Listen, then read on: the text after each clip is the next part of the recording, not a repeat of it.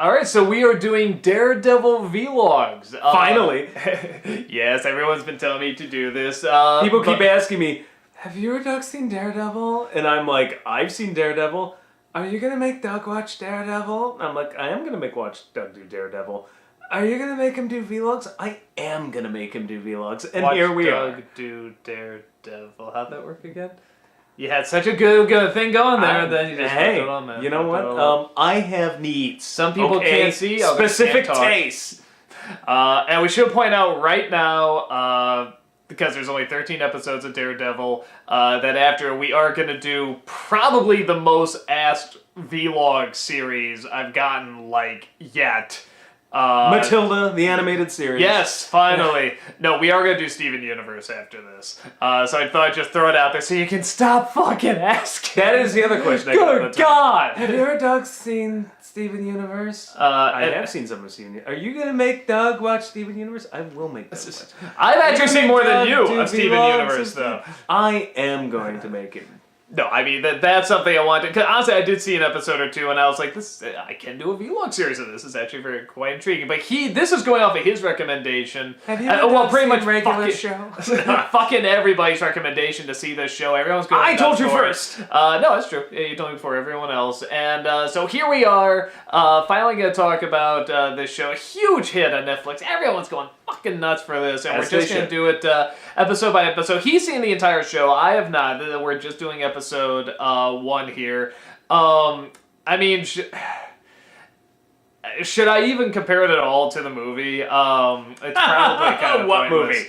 That was my first thought when I saw the first episode. Was I'm like, oh well, what Daredevil movie now? Like it just pisses all over that Daredevil movie. I will with say its smug this. sense of superiority. I will say this for all the people that are always like, I like Daredevil. What's wrong with you? Now can you see what's wrong? I'm sure the director's cut is better. That's what everyone says. Does an example of a good Daredevil production help you? Everyone says the director's cut is better, and I believe you. I haven't seen it yet, but we will talk about because amazingly there are a couple things in the Affleck Daredevil movie that I kind of like that I wish this show picked up on a little more actually. So, but overall the show's way better. Yeah, well, let's talk about this episode. I'd be lying if I said right from the beginning I was hooked. I wasn't, but I think the stuff it does that is not only different from the movie, but very reminiscent kind of of early 90s and especially 80s cinema, is that everything... Really violent? Well, not just the violence. The origin story right now with comic book movies, because there are so many of them, has kind of been done to death. And now it's funny that going back now to having somebody in a mask and a superhero outfit fighting crime, who was that guy? And then you'll find out the story later is actually kind of new again because we haven't seen it in a while. It's so old school. It's become new school again. Yeah, I totally agree with you. So you do get the backstory that he was a kid and it happened to him when he was a kid, and he sort of talks a little bit about his dad being a fighter, but that's about it. You don't see too much else, and there's more to it. They don't even really say about him getting his powers or anything. You just know they got hit with this liquid. Even the cheapness of his costume. He's running around like the Dread Pirate Roberts. Yeah. He looks like Todd in the Shadows, kicking ass. Yeah. It's so simple. But, so you kind of got this going on, and some of it is a little textbook, the best friend, or the partner, I should say, also being the best friend. Who's the smart foggy in my presence? And the build-up to this crime guy you don't see yet, and sort of the crime business meetings and stopping the drug rings and stuff. But there's a grittiness that doesn't quite go too far. It just meets the right amount of uncomfortable, but not in your face, we're trying to be disturbing, we're trying to be shocking. It's just the right amount of what's needed, and it creates an environment where it's accepted. That was one of my problems with the movie, is that when they would talk about, another rape victim on the street, you see the woman crying over this cartoon gangster saying, yeah, we met, had a little fun, and he has to listen to his fucking heartbeat to figure out if he's lying, where with this woman, who they're debating whether or not to take the case, it makes sense. Yeah. It makes sense to listen to her heartbeat to see if she's telling the truth. And well, because she was found over a body holding a butcher knife with blood all but that's over what I mean. That's a point where it makes it. Well, unlike the movie where it's clear, it's fucking clear. You didn't need to listen to that dude's heartbeat in the movie. Like you could just tell. Like the audience could tell. It was just a cartoony scene. Yeah, it was a. He's using it for legitimate purposes. So I mean, I think people were sort of getting the wrong idea that it's like you can't, like we were saying, you can't be dark in a superhero movie. Please do, we would love it, but it has to be stepped up, and this does step it up. Well, and the grittiness is something that a lot of directors and production designers and cinematographers don't understand. They don't know how to do it right. The best example is Man of Steel, where people were like, "It's gritty! Oh, it's so gritty!" It's not. It's gray. Like, there's a difference between just desaturating your film and actually making your film actually gritty. This is 1,000 times more gritty.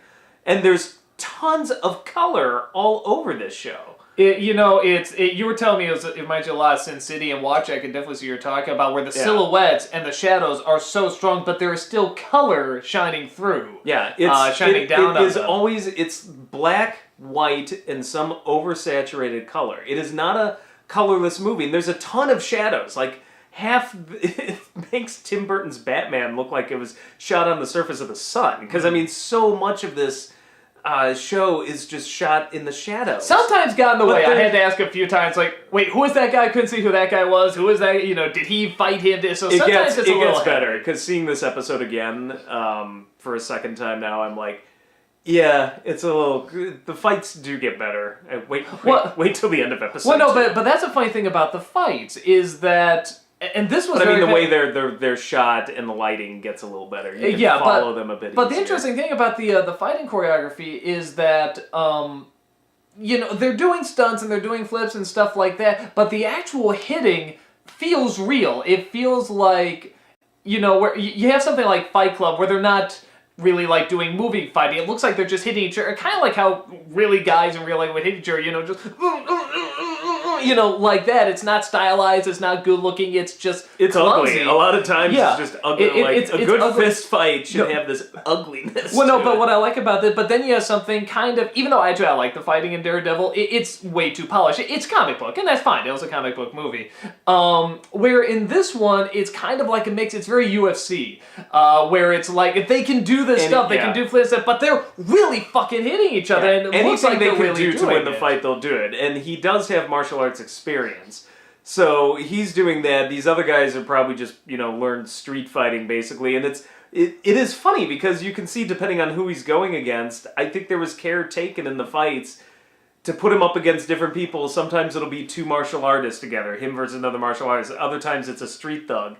And the fights change and kind of adapt depending on it, which is fun to watch. Well, and the guy he's fighting at the end of this one, he falls to the ground with this guy. He's got him, and he falls to the ground, and they keep kicking and hitting while they're on the ground. And it's kind of like, that's probably what I would do. Yeah, it's not like, and then do a flip to get back up and then start fighting. You would kind of like, just, when you're in a fight, like you said, you'll fucking do anything to win it, and that's what you do. You keep going, you got energy, okay, keep going. So it's a good mix of nicely stylized, but also kind of clumsy in a sense where it looks like the impact is real and the sound is good. Well, and the cinematography is the same. Like it's nicely stylized and also looks kind of clumsy. This is what I wish Les Miserables cinematography was more like. Because I'm like, it's handheld all over the place. But I'm like, the shots are well composed and make sense. There's not some random Dutch angle just because, hey, I want to show you half a ceiling. Like, it's still handheld and, that sort of intimate, gritty sort of like, almost like documentarian cops kind of feel, but they're still good shots. Well, something, you're talking about the handheld, and I think this is a good example of not only how it can be done well, but how it can also make a scene where really nothing is going on. There's a scene where the woman's telling, like, her whole story and backstory and what was on this file and stuff like that. I mean, Karen, her name is Karen. Yeah, that's a long, 10 minutes of just these three that we're looking at, and no action is happening at all, and we're in the same room, and they're not moving. It's pretty much just her talking, and they do it well because, hey, they got pretty good actors in this. I mean, they hold it their own. The funny thing well. is, that's not how I imagined Karen from the comics necessarily, but I think she does a really good job. So it's one of those where I'm just like, Yeah, I like this is a little different, but they pull it off. And like the things where they do switch things up, I generally think the show pulls it off really well. So. But on top of that, I think we say this over and over, show, don't tell. And there's a lot of talking in this scene, but there's a sense of, because it is so well handled, they're going to show as well. And they have been showing the murders, and they have been showing the grittiness, so that when somebody sits down and is just talking, and you're holding on that shot for a while, like, okay, something important is being said, and I really need to listen, and they say it in a way where you want to listen. So it's a good combination, I feel. Yeah, it's not too much of one thing. It is funny, because like, I've seen this episode, so I showed a couple friends as well, so I've seen this episode now, this is number 3, maybe 4, so I've seen this episode, the first 4 episodes, a bunch of times. The only thing that kind of, like, I'm looking back, I'm like, okay, let's critical eye. Is there any weakness in this? From a writing perspective, it's that confession scene in the beginning. Each time, like, every time I see it, I get a little more bored with it. And I'm like, yeah, I'm not sure, and it's not spoiling anything. Like, he'll go back and talk to that priest again. So, I mean, we know that's coming anyway. But I kind of always watch, I'm like, I like the idea this scene just goes on, though. He's talking, and I'm like, it almost worried me when I first saw this for the first time. That scene kind of almost worried me, like, this is gonna be really talky. This is good, but this may just be really talky. And then, like, the show, like, completely saved itself, like, right after that. No, actually, but it's the only moment, that I'm like, it's the only weak point for me in this episode. That, I have to be honest, when the partner came up sort of with his exposition-ish dialogue, like I said, it's not, like, painfully bad or anything, but it's the same thing where it's like, well, when I sort of said this is foggy sort of on you. No, it's not that. It's very. No, the writing wasn't helping. That scene with the confession, and even to some extent the kicking him with the chemicals early and stuff like that. I was kind of saying, okay, this isn't bad, but it's by the book. I thought that scene was flawless. Just because it just felt, it told you everything you needed to know, and there was an intensity to it right away. It wasn't just I wasn't saying that. It wasn't just I got hit in chemicals. It was like, it hurts, oh dear God, get it out of my eyes. I thought it was well done. How do I say? It's that. It's because I think it has been done sort of so often, even with Daredevil, because I know the story too. But that's, again, I wouldn't know a way around that. This is probably the best thing you can do with it. There's some tropes you just need. Yeah, you can't get around it. Some things just will go with the territory. That's why I'm saying it's not bad. It's that, but no, I agree. I thought that was a really good start. Foggy's introduction, like, I actually legitimately like the character. You grow to, at least I did, grow to really like him. I liked him more when he was talking seriously, when he was talking like a lawyer. Yeah, and that intro was not his best moment. There's a couple moments in the course of the series where I love the actor, I love the character, but there's a couple of weak moments over the course of the series. That was moment number 1. There's moment number 2, well far from now, where I thought, but we'll get to that when it comes. Well, and the funny thing too, watching this, I got through Better Call Saul this year. They ran the season, and I'm not a lawyer. I don't like lawyer shows. I don't get into them, but I like ones that do something kind of different, have a different angle, and Better Call Saul is one of them. And really, I mean, this one, it's a comic book show, but they address the legalese, too. They're not like, they're just dumb kids, they don't want to hear the legal stuff or anything. It's like they're treating it as adult because there has been this big boom, with comic book movies, and adults want to take it more seriously as well. That they're allowed to take this time to actually talk this stuff, but talk in a way where it's interesting. It doesn't just feel like we're saying, important sounding stuff where you go, well, that sounded important, so, must be. We can follow it. And I like how Murdoch is. I do not read. I haven't read Daredevil. Really, the most I know about is probably the first movie. I know very little about Daredevil. I'm sorry. I mean, yeah, you grew up reading Daredevil. I mean, you know all about it. So I didn't even know that woman was going to be a main character. I thought maybe this was just. Oh shit! Sorry, maybe I spoiled that for you. Well, no. As soon as she says, I can help out, I can help her. It's like, well, yeah, okay, I guess the show. Yeah. But yeah, so it's one of those things where I don't know the character that much going in, but I think that's all the more reason why you have to kind of create that essence, that likability very quickly. And with the exception of the confession scene, which I think you're right, that's too much too early. You should have saved that. It was the sort of pretentiousness that I'm like, I wouldn't have opened with that. You can get away with a scene like that a little later. You're opening with your main character. Trim it the hell down. I was like, each time I see it, I feel like it gets a little longer. No, each time I've seen it with friends, you could feel them squirming around a bit, and I'm like, yeah, you don't want that right in the intro. You're opening with a guy who has already been represented not very well in a past movie that is infamously, everybody makes fun of and hates this movie. And you're opening with him, confessing his backstory pretty much and crying and breaking down, and it's too much too early. It really is. And so it doesn't destroy anything because he does it well. I think they were going for broke there a little. I think that was part of it. Make this dark and gritty, dramatic moment, not Ben Affleck film, as far removed as... Yeah, that's one thing I can figure. Yeah. But I like the fact that, there is sort of this... Yeah, he's this guy and he's fighting crime and stuff, but I think the fact that they start off that she's the first case, I think that's really brilliant. Because you don't know how far along has he been doing this for a while, or is he just starting out, or how long have you been practicing? Well, what time is it now? It's 7 hours. That legit, I even had to ask. I'm like, so she's the first case? Really? That they're doing this? I just did not think they would open that cold, and I love that they did.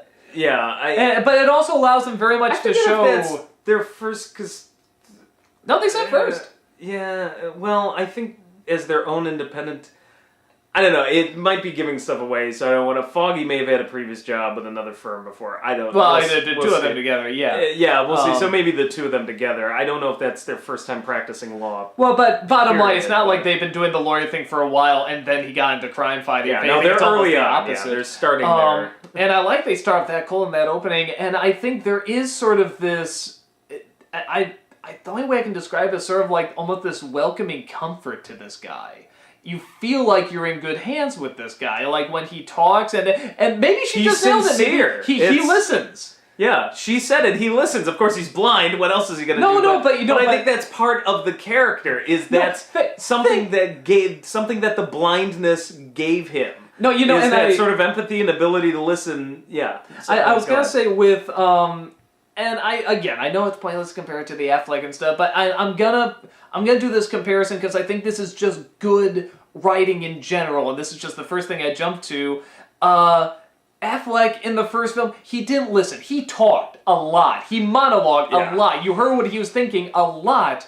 And with this one, he didn't need to say that much, but what he said was short and to the point, and he said it confidently, and I said, I trust this guy. He'll monologue, but it's done at the confession. He was monologuing, but that's what you should do. You're in confession. Well, he'll monologue at appropriate. I think we said that was kind of a weaker. But he will monologue, but at appropriate times.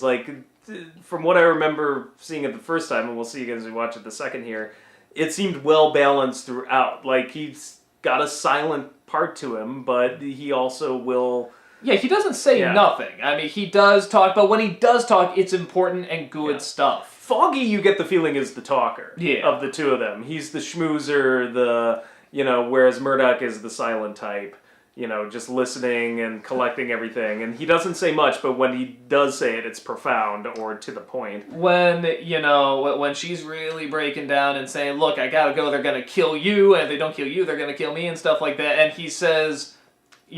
she can stay with me. I'll protect her. I'll look after her. And I was waiting for her to say something along the lines of, I'd much rather stay with him. He's not blind. But at the same time, again, just the way he plays it, she doesn't know he's a crime fighter or anything, but the way he plays it, you sort of go, yeah, no, I would trust that guy. I just trust that this guy, he is so confident and so relaxed and so comfortable. You sort of go, yeah, no, I would. Well, this is the difference. Foggy is a schmoozer, but I don't think he has quite the same level of self-confidence. Whereas I think Murdoch and the acting just exudes a sense of, the look on his face always says, I know exactly what I'm doing, even if he doesn't. Yeah. Which is a powerful thing, because people who just project that image of like, I know exactly what I'm doing, I know what I'm going to do, and I'm going to do it now, that's a potent thing.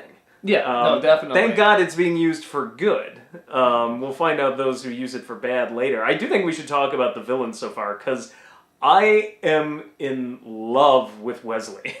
That guy, is he the lawyer, the lawyer who walks in. I was gonna say, is that guy with the glasses? Yeah, but yes, not that guy with the glasses. But I love this character. Like the way he walks in and does the whole thing with the iPad there, and like, hey, wave hello to your daughter, give her a call. Like that whole setup, I'm like, wow, that in a couple minutes there, that told us everything we need to know about this enterprise. They have people everywhere. They will go to any lengths to blackmail somebody. They want favors from people high up, with the cops, and they'll threaten the lives of your children to do it, and have the means to do it. Well, and I was saying, I actually do like that they. I mean, horrible to say. I like that they follow through and they did kill the cop. The one and she brings the laundry back. Yeah, I mean, it's sad to say, but I love the payoff. It's almost a joke, but it's it's a payoff to it's a payoff to a scene. Like, I'm gonna bring my laundry back this weekend, and then like he's dead at the end. No, it's one of those things where it's rightfully disturbing. Yeah. You want these guys to look like bad guys. They did bad things, and you didn't need too much. You didn't need to see them following or torturing or doing anything. It's just him, her reaction to him being dead. I mean, that's enough. Yeah. I mean, that did it. And you know why. You saw the build-up. I mean, that was uncomfortable scene with them looking at the daughter on the iPad and everything. If it were a comedic scene, it would be a topper. Like, it would be the perfect punchline. I mean, it's not. It's dark as fuck, but, I mean, it's just, I kind of respect it as just being so well written. Like, I just love the payoff of her with the laundry there, and just, I'll say one last thing here about it. I think you can tell, that I liked it. Is that I was talking about sort of the retro bringing back, just the hero exists, and we don't entirely know the full backstory, and we're going to get more of it as we go on. I mean, we know he got hit with chemicals, but even that didn't really say he gets superpowers from this. I mean, we kind of know, but is that at the end, something I really miss, and I only see once in a while, and I hope they bring back, because it was something that died out, and it shouldn't have died out. It should stay around, is the montage. I love when they do montages and stuff, and it's such a shame they don't do more of them. And yeah, I just forgot. It's like, man, does that get me ready for the next one? Excited for what's going down. And I'm thinking of all the times I see a montage, even in a bad movie. It's like, it's always the best part when they do a montage. They work. Yeah, so please keep those going. They're just so, when they're edited together and they're done right, they're just so wonderful. The Marvel comic universe references were nice to Hell's Kitchen being blown up by the Avengers. Yeah, I would have noticed that if you didn't bring that up. Well, they get more obvious with it as it goes on, but I love the concept that these villains are leeching off of heroes. Leland says at some point, he's like, what? We love these guys. They blow up a building somewhere and we're trying to put new ones up. Like, I love that idea. Yeah, no, it's not something that I don't think is explored enough. The concept of like, well, the heroes need the villains, to justify their existence. But this is a case where the villains totally need the heroes to cause the damage so that they can, do these racketeering schemes and, No, that was a nice touch. I love all. I think for me, I was hooked at that scene where all the criminals meet up. Because I just got this sense me too. I got this sense of synergy when all the criminals were there and Wesley was talking to them, and you have the Russian mafia, you have the Yakuza, I'm assuming Gao represents the triad, the you Chinese. Got Patch Adams, teacher. Yeah, we're gonna make doctors out of you. Yeah, Leland does the money, like, and when they're all talking together, I got chills when I watched that scene the first time, and I'm like, and that, they're all being run by somebody. I mean, I think we can guess if you know anything about Daredevil, but I won't spoil it for you yet. Well, yeah, I wonder who it is. I mean, but it's Dr. Octopus. Oh, yeah.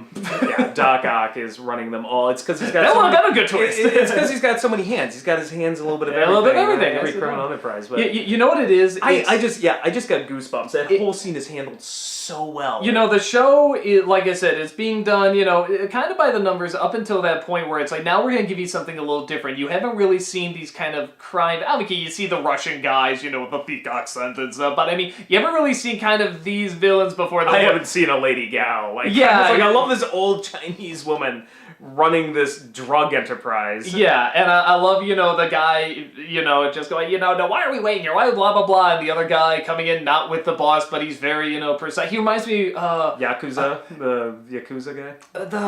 Again, that guy with the glasses. Wesley. He reminds me, remember in Gargoyles, remember Xantos, helper, what the hell's his name? The blonde? Oh, his assistant. Yeah, he reminds me a lot of that. It's funny you should say that, so that pretty much nails his character. But it's something where I'm sort of watching it, I'm sort of like, now this is kind of different, I like this, and it kind of went off from there, and okay, this is where we're going to be a little different and do things, that are going to make it stand out, because before it was good, but it was kind of a typical crime, superhero, whatever. It was done well, but I've kind of seen it before. And then then on, it was sort of taking a few more chances and doing things a little bit more quirky and different. Yeah, it is funny, that is exactly the same scene where I'm just like, this is where, that scene I'm like, I'm hooked. I gotta see where this is going, because I just loved this meeting here. Like, the other characters kind of had to be set up. You just got immediately. You got, like, their character and their interaction. Well, because I think they're kind of archetypes, and they're all based on their actions and mannerisms, but it really works. It's like, I don't need to know anything about these people. I think I just got it figured out looking at them. It's like you got a bunch of 80s character actors together in a room. Like, all these guys have to be the villain of their own 80s they act films. like 80s character actors. They're all just that right amount of over the top where you don't need to be told what their motivation is. You can just look at them. It's like, I get it. Yeah. And I could just watch Wesley do his job all day. I just love him running in, fixing problems, talking in the car, and, oh, yeah, well, don't worry, he just overdosed on drugs like an hour ago. Like, he's just leaving this trail of bodies. So, a good start. Definitely got better as it went along, as most first episodes do, I mean, to be fair. We're just going to run through these. I can't say exactly when they'll come out. We're just going to do our best. I mean, we will fill May with them, but it's not going to be like, this whole week's going to be nothing but Daredevil. We're just going to do our best. And for anyone wanting more Adventure Time vlogs, again, kind of the same thing. We'll just kind of do our best and fit them in wherever we can. But Daredevil's a hot thing right now, and everyone's saying, go see it. And as you should. Yeah, exactly. So, and after that, we'll start the Steven Universes, which I'm sure are going to be plenty. As you should. Yes, but right now we got these 13 to go through, so just keep an eye out, just keep coming back whenever we post them, and just keep watching us yap. So, see you in the next one.